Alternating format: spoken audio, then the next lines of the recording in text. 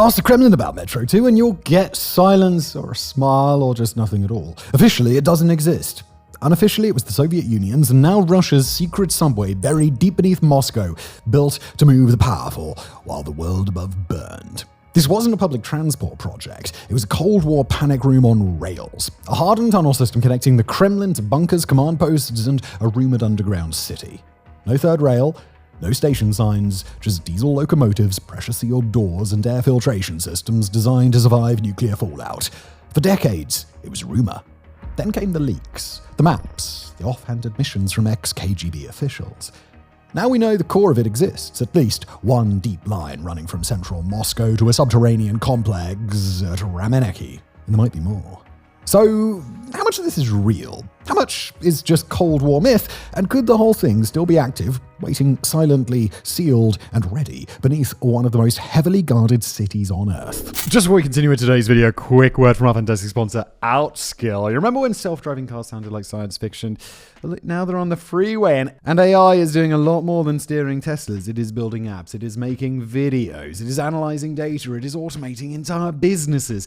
And while that does sound a little bit scary, making videos, it's actually the biggest opportunity out there if you know what you're doing, and that's where Outskill's 2-day AI Mastermind comes in. It's 16 hours of live training over one weekend. You'll learn prompt engineering, no-code automation, how to build AI agents, use tools like Make.com and Claude, how to actually create things fast. This is a paid course. It normally retails for $895, but we have partnered with Outskill and we'll offer 1,000 free seats. It's first come, first served. You'll also get bonus resources worth up to $5,000 if you attend, so that sounds pretty good. Whether you're in tech, marketing, HR, or just building something of your own, this is time well spent. There's a link in the description below. Grab a spot before it's gone. And now back to today's video. Stalin's underground ambitions.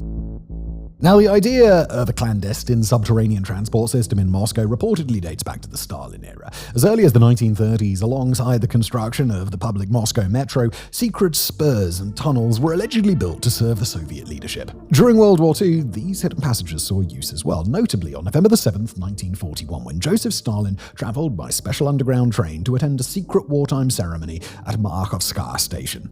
According to researcher Vladimir Gonik, Stalin accessed the metro directly from an underground station beneath his downtown command post, avoiding the surface streets altogether. After the war, as Stalin grew ever more concerned about the looming threat of assassination, his famous late-stage paranoia really settling in, it is believed that he ordered the creation of a dedicated secret metro line, a single-track Kremlin subway to connect central Moscow with a secret, secure location outside of the city. Vladimir Shevchenko, who served as a top Kremlin aide, later acknowledged the existence of this line, describing it as a narrow-gauge private rail line running from the Kremlin to Stalin's near Dakha, Dakha being a Russian term for a second home in the countryside in Kudsevo. According to him, this was the only military and government-only underground railway at the time. He also noted that additional subterranean connections were established between key government sites in central Moscow, linking facilities such as the General Staff Building with other state installations.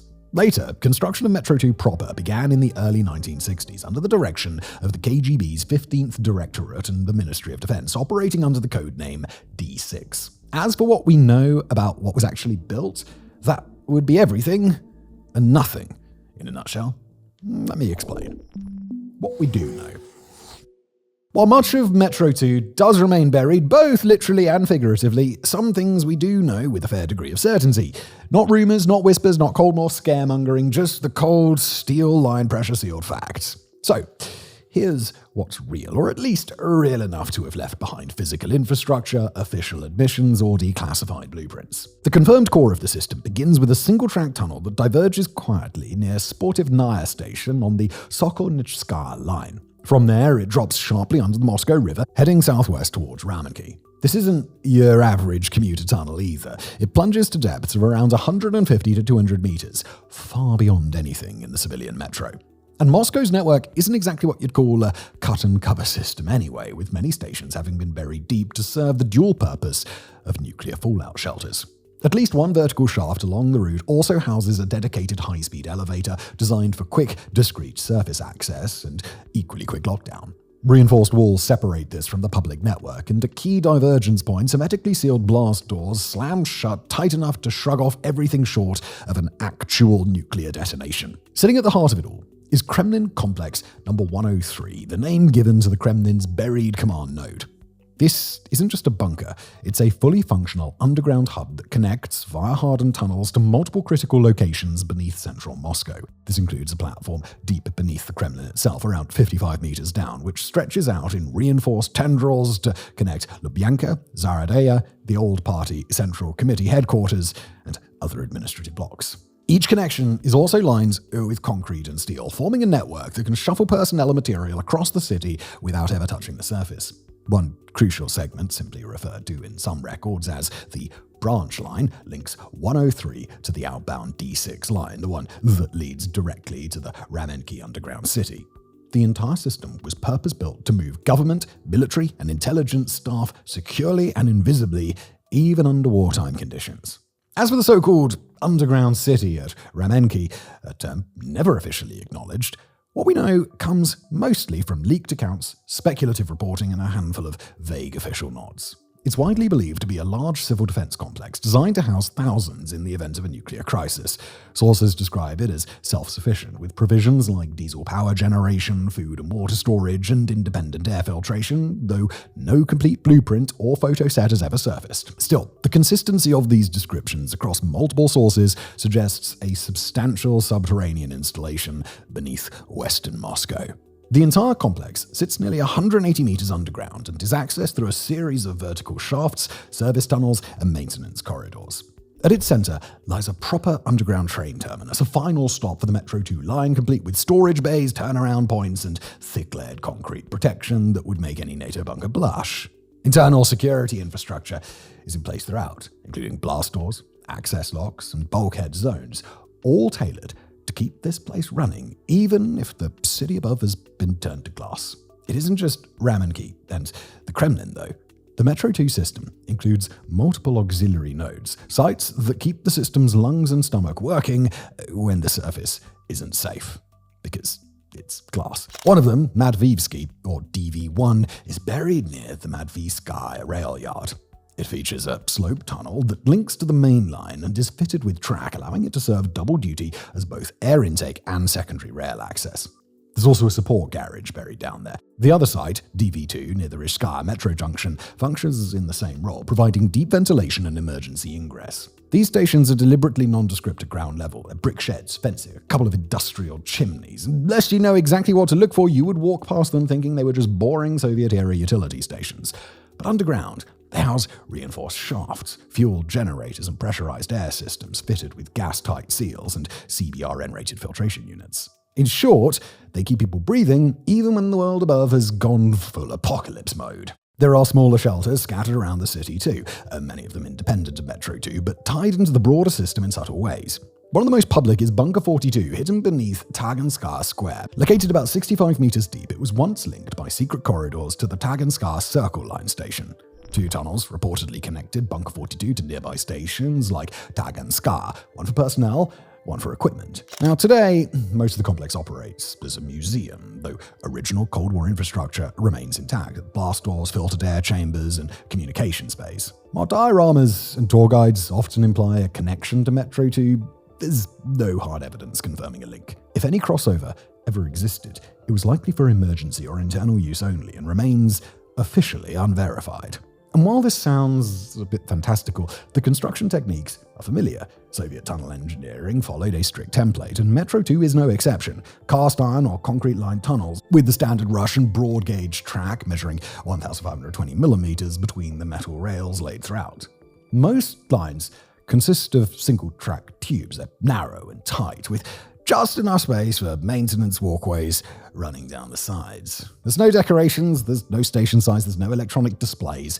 These are not public-facing.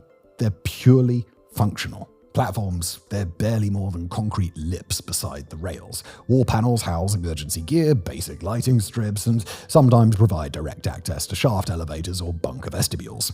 Everything is very compartmentalized. Pressure-sealed doors, negative pressure vestibules, gas dampeners, sealed power conduits. The complete system is like this.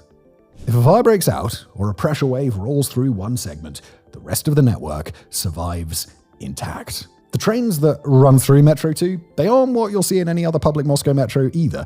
There's no third rail here. The system is powered entirely by self-contained units. The rolling stock uses either battery electric or diesel electric propulsion, deliberately chosen so the trains can keep running even in the event of a total power grid failure. Early models were modified from standard metro vehicles. Passenger cars like the EZH6 were refitted with battery packs and sandwiched between two locomotives.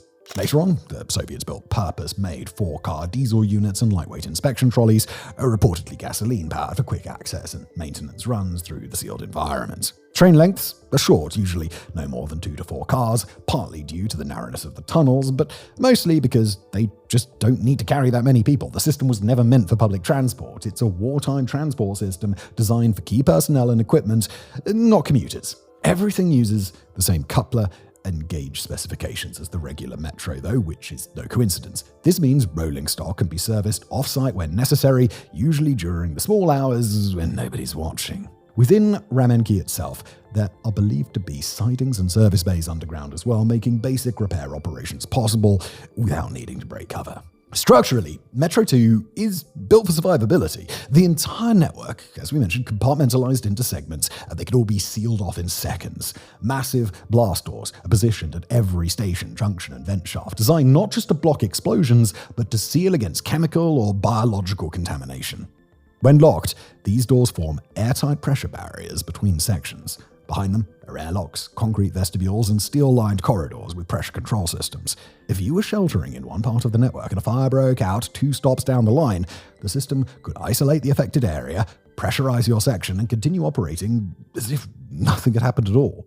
The air systems are truly a marvel in Soviet over-engineering too. You've got to give them credit for that. The Soviets sure as shit could over-engineer. Rather than relying on a central supply, the ventilation grid is modular and distributed. Air is pulled in from DV1 and DV2 through reinforced trunk lines and then routed through pressurized ducting systems that snake throughout the entire network. Each section has its own inline filters, usually installed in pairs or triplets, so they can rotate usage or be replaced without dropping airflow. These filters are NBC capable, that's nuclear, biological, chemical, and include emergency shutoff dampeners and gas-tight seal plates. If something nasty gets into the intake, the entire airflow can be sealed and rerouted before it reaches human lungs. The lighting system is exactly what you'd expect. It's stark, functional, and power-conscious. Wall-mounted incandescent strips line the tunnels, powered by internal cabling that runs through a sealed conduit. When main power fails, portable generators and onboard vehicle lights can provide temporary illumination for the corridors.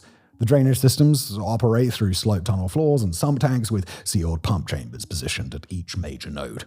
These tanks feed into deep injection wells or closed-loop reservoirs, ensuring the network does not rely on Moscow's municipal drainage grid to stay dry.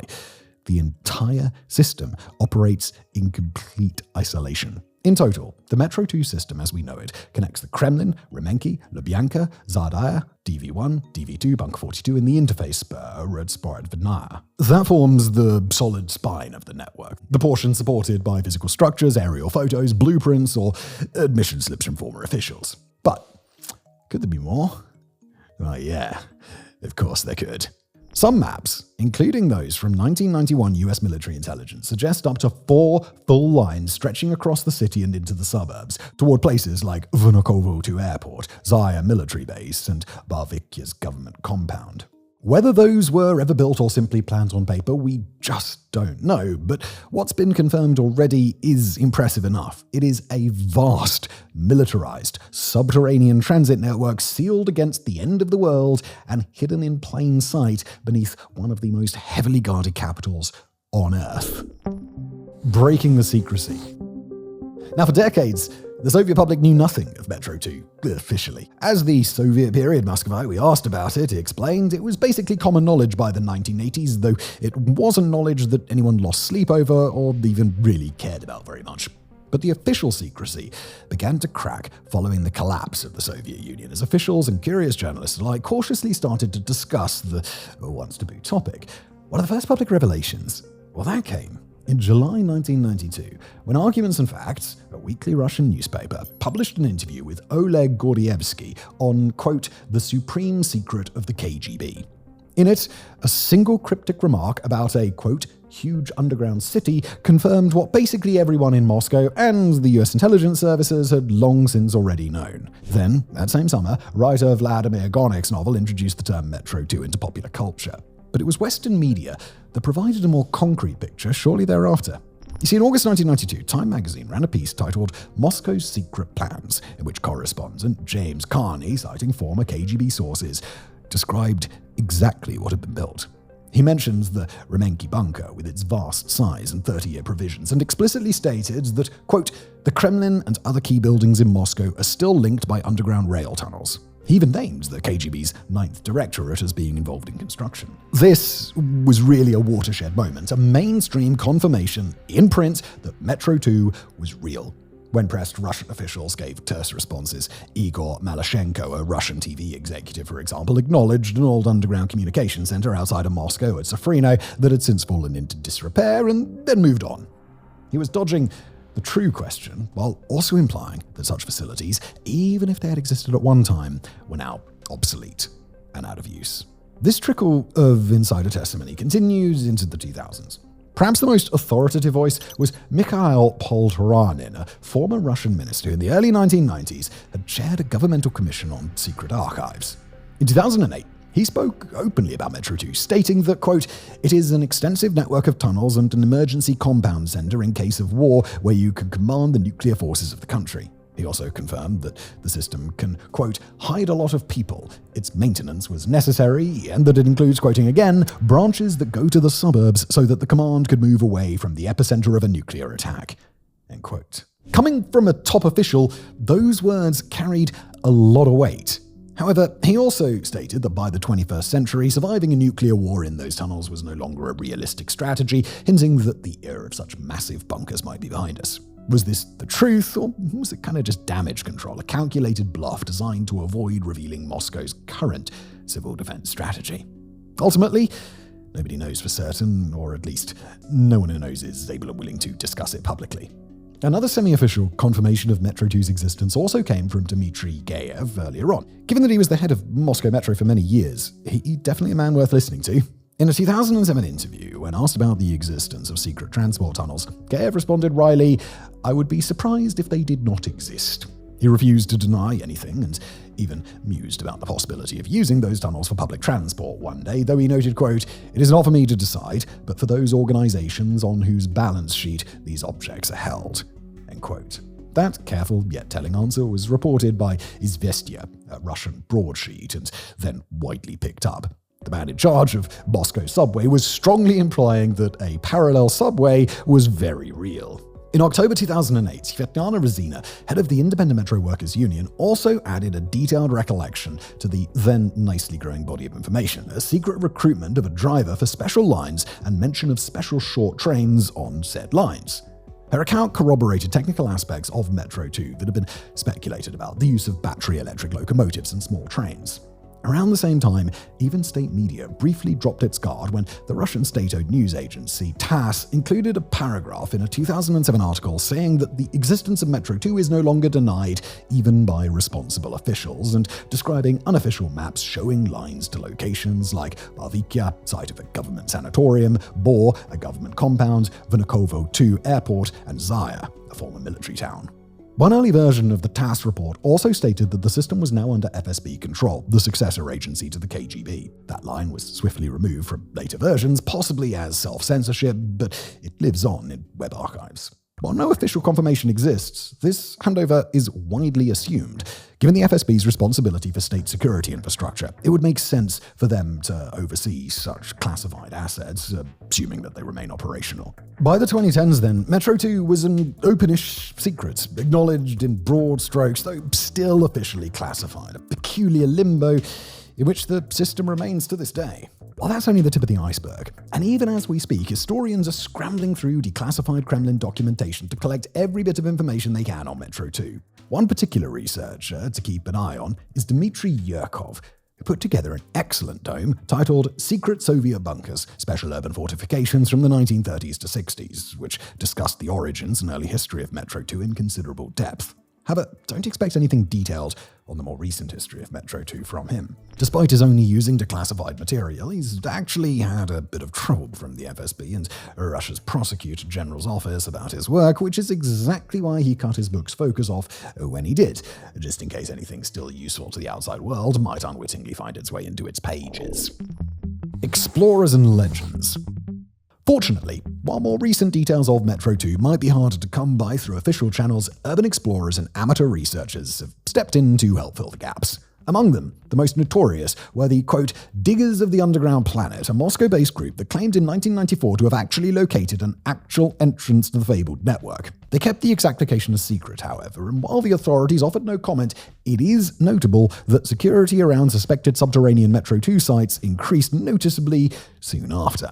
Sadly, they didn't take any photos, or at least none that they published, but photos would actually eventually emerge, specifically in 2001, when a treasure trove showing rusted warning signs, massive blast doors, and what appeared to be a station platform in a deep concrete-lined tunnel appeared online. This collection was then slowly supplemented over the following years as more and more budding explorers found their way in.